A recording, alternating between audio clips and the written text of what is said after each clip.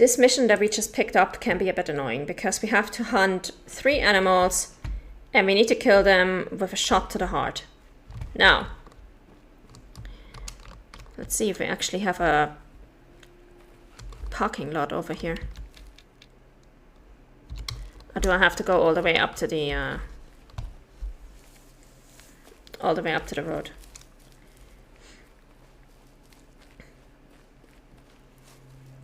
This mission can be a bit annoying because you have to hunt 3 animals with a shot to the heart. One of them is a mule deer, which is fine.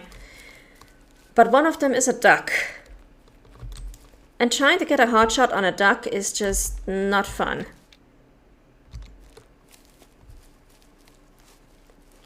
If we're lucky, though, we should run into some pheasants along the way here.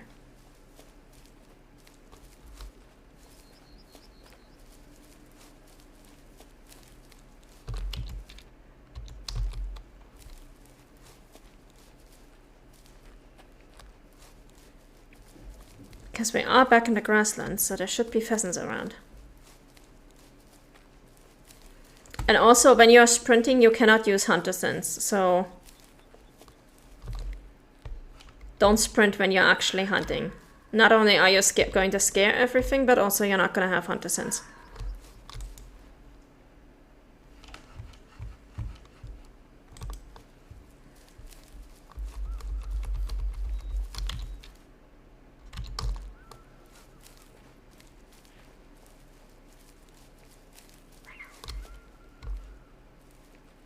Yeah, that's a fox. We are going to get some missions for foxes, but we don't have any of them just yet, so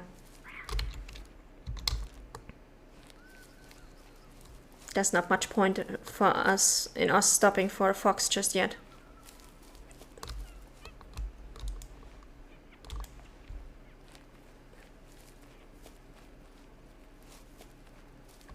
Come on, please tell me there's a parking lot somewhere down here. No? Fine. We'll take the car from the lodge. Or, well no, this would be longer. We'll go to the lodge.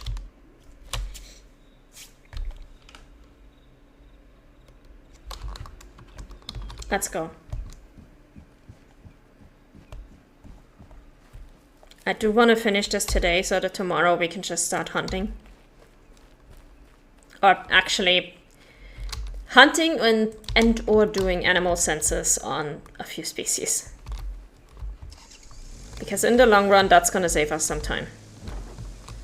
Okay, let's get back to the main road.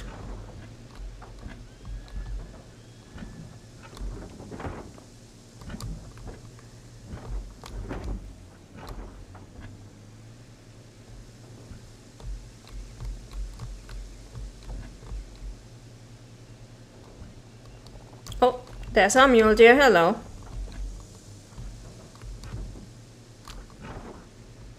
I don't need you guys just yet. We'll get to you.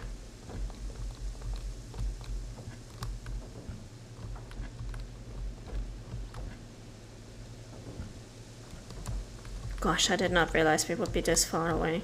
Jesus Christ.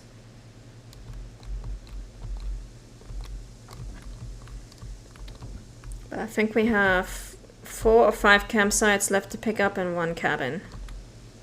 For the cabin, we might actually do the first 2 missions while we are there, because they are literally just missions to pick up stuff. And it will probably be easiest if we just do that while we're there, so we can then have the hunting mission.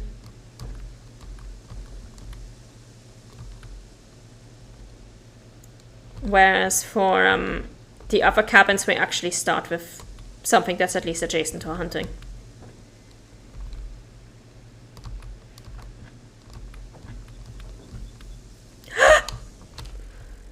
I was so close. Foxes, please don't. I'm trying to get through this without any vehicular animal slaughter. Please.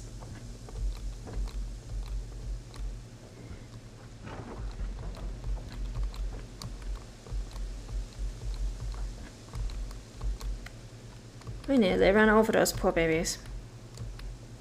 Also, if you run an animal over, you cannot harvest it for taxidermy, and you cannot, well, you can sell it for 0 credits. Because nobody wants roadkill. Okay. We need to go left here before we get to the bridge.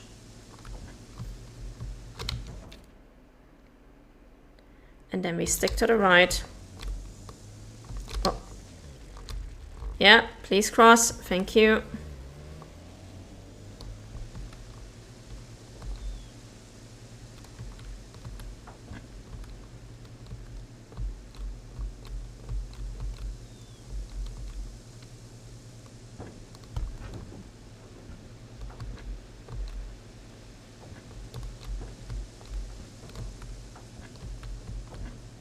And then we gotta keep an eye out for when we can go left to get to the campsite.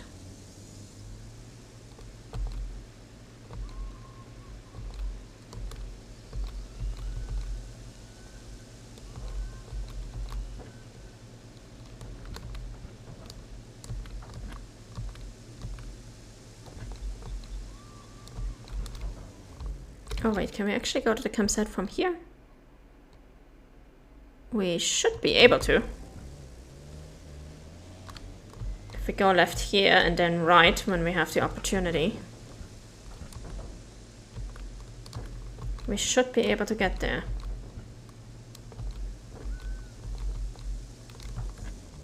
Right, go right here.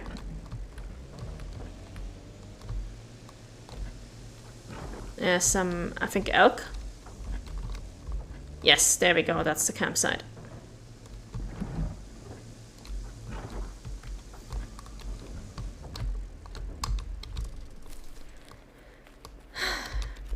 Dear locals, I've spent wonderful 2 weeks hiking here. Your hospitality reminds me of the hospitality people back home in Georgia are known for. And no, I don't mean Georgia the state, I mean Georgia the country, the one on the coast of the Black Sea, located between Russia and Turkey. So many people replied to me sarcastically, "Oh, you're from Georgia, and I'm from Alabama," that at some point I just gave up explaining. Is there some kind of rivalry between the states that I'm not aware of? Anyway, from what I've seen, pheasant hunting is really on the uptick here. While in Georgia it has been controversial for a long time now, despite the pheasant actually being our national bird. A part of its Latin name, Colchicus, comes from Colchis, an old country located in the western part of modern-day Georgia. Apparently, this is where Europeans first encountered pheasants. The bird is such a huge part of Georgian folklore that even the story of how our capital city, I'm gonna butcher this name, Tbilisi, came to be features a pheasant. As the legend says, King Vakhtang, the first of Iberia, once hunted for a pheasant and had trouble finding it after his falcon attacked it. When his entourage finally found the pheasant, both it and the falcon were already cooked as they landed right into a sulfur hot spring. Allegedly, the king was so impressed by the hot springs in the area that he proclaimed a city should be built nearby. I find the legend hard to believe. I've been to our sulfur hot springs. They are not that good and feel more like a tourist trap to me. Let me tell you, there are dozens of activities in Georgia that are much more enjoyable than sulfur springs. Still, I'd appreciate it if you gave replicating the legend a try. It doesn't even have to be over a hot spring. Just shoot a pheasant from afar. Givi. Now, this requires us to shoot a pheasant from, I think, 100 meters or more. 70 meters or more. We're going to use a rifle for this. There's going to be nothing left of the pheasant, but at least we'll be able to hit it. Dear passerby, please ignore this humble request if you don't call yourself a hunter because I'm in need of one. To introduce myself, I'm Meredith St. James. Yes, you may have heard of me. I'm an heir to the St. James hotels, and I accepted a bet made by my grandfather to taste 50 different meat types from all over the world without ever getting my hands dirty. I'm slowly checking meat types off my list, and I wish to cross off another. Badger meat.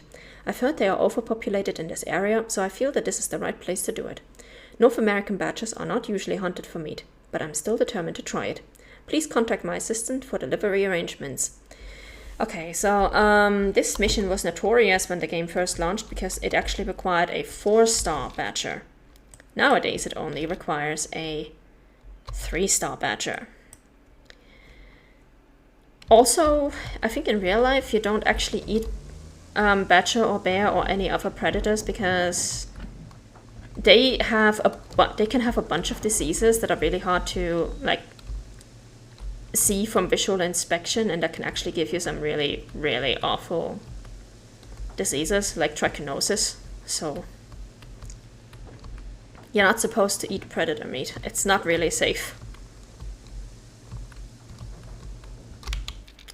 Okay, here we're gonna have to go right, and then we're gonna have to figure out how to get up this mountain. I remember that this part is kind of annoying. Like, that one campsite is really hard to get to.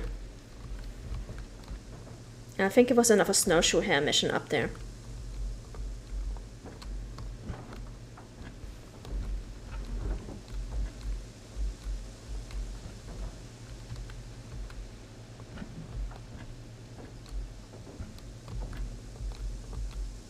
Yeah, just getting from the road to that campsite is going to be a pain.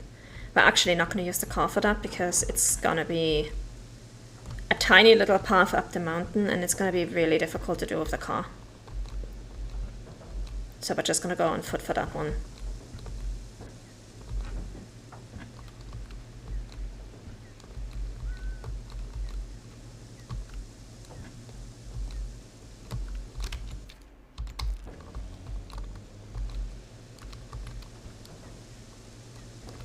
I just need to find where exactly the path starts, because it's not clearly visible on the map.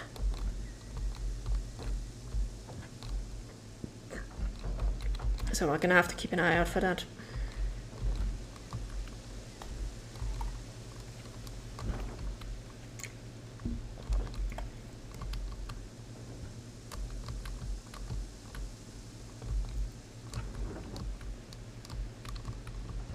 Oh! There it is. We have the parking sign now. That's good. Yeah, you do not want to use the car for this path. Just don't.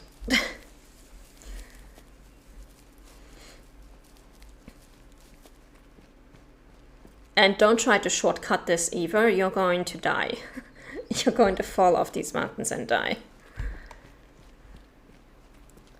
Even though it seems like a longer route, it's easier to just follow the path, be safe, do not get teleported back to the lodge. That would be tragic.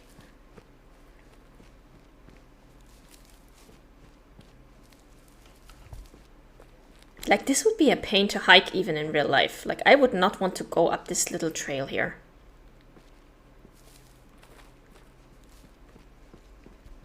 That just looks like an invitation to die.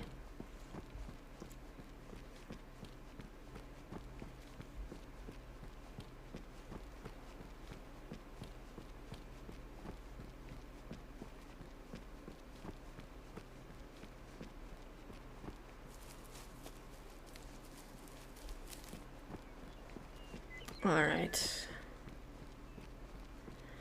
I think we still gotta go a little bit higher up. The last time I tried to shortcut this, it ended very, very badly.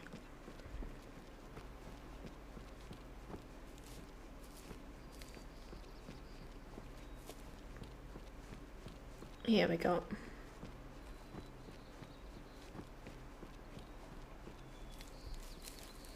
Now we can take the shortcut.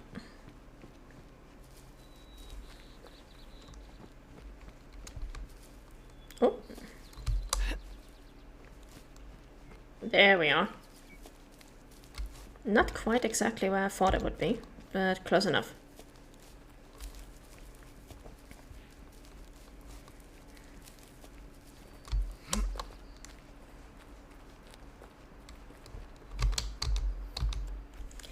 A very important person from Europe who is willing to invest in this great state should be visiting soon. One thing prevents him though. It's leporophobia, or his extreme fear of rabbits. Apparently, at a young age, he watched a movie featuring a killer rabbit. Since that time, he's been terrified of harmless little bleeders jumping at his throat and sticking their incisors right into it. Sounds like Watership Down. Oh, those British and their so-called comedy films that don't make people laugh but do inflict fears into the fragile minds of youngsters. Yeah, definitely Watership Down. As with any fear, the fear of rabbits is irrational and extends to all innocent creatures with fluffy souls, including hares. I explained to the investor that hares are unlike those foul, cruel, and bad-tempered rodents he fears, but our future guest was adamant. We agreed that the only course of action is to present him with irrefutable evidence that the area is not overpopulated with hares, and he is unlikely to meet his demise during the trip. You do already hunt for hares, so why don't you help this great state's economy? he wants us to hunt 27 kilograms of snowshoe hare. Need I remind you, a mature male hare only has 1.5 kilograms. This is gonna be such a pain in the ass. Alright, now we gotta get back down to our car because we do need to pick up some more campsites.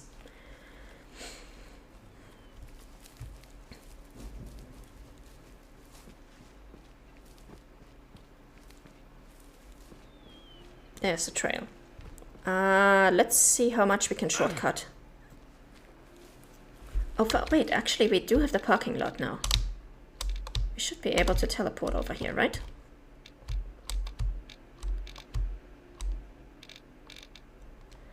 Oh, for crying out loud. I cannot highlight the parking lot because my vehicle is there. Are you kidding me? God damn it. He was trying to be smart. I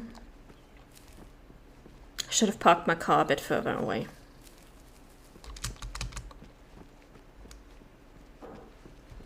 And I can definitely feel that we don't have the movement speed perk yet. Because this actually feels painfully slow compared to how I normally play. Like we are just moving pretty slow because we don't have all the perks yet.